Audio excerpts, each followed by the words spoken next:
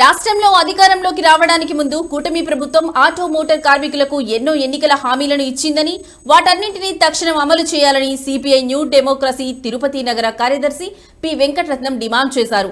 ఎన్నికల హామీల అమలుకు ఆటో కార్మికుల డిమాండ్ల పరిష్కారం కోసం రేపు రాష్ట్ర వ్యాప్తంగా ఐఎఫ్టియు అనుబంధ ఏపీ ప్రగతిశీల ఆటో మోటార్ వర్కర్స్ ఫెడరేషన్ ఆధ్వర్యంలో ఆందోళన కార్యక్రమాల నిర్వహణకు రాష్ట్ర కమిటీ పిలుపునిచ్చింది. ఈ నేపథ్యంలో తిరుపతి ఆర్టీసీ బస్టాండ్ ఎదుట ఆందోళన కార్యక్రమాల కరపత్రాలను ఆవిష్కరించారు.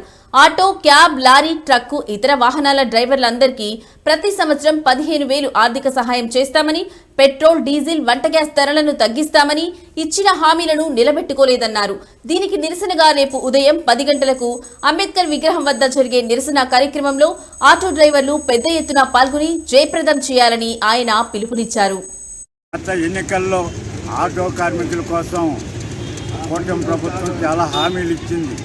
ఇప్పటికే హామీలు నెరవేర్చాల. గత ప్రభుత్వం చెప్తున్నట్టు జీవో నెంబర్ 21ని రద్దు చేస్తామన్నారు.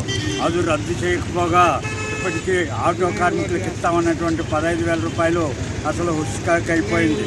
అలాగే మహిళలకు ఫ్రీ బస్సును, ఉచిత బస్సును ప్రవేశపెడుతున్నారు. రేపు ఉచిత బస్సులు వస్తే ప్రయాణికులంతా బస్సులు ఎక్కేస్తే ఆటో కార్మికుల పరిస్థితి రోడ్డున పడతారు ఆటో కార్మికులు. అందువల్ల ఆటో కార్మికులకు భద్రత కల్పించే విధంగా సరైనటువంటి హామీ కూటమి ప్రభుత్వం ఇవ్వాలి.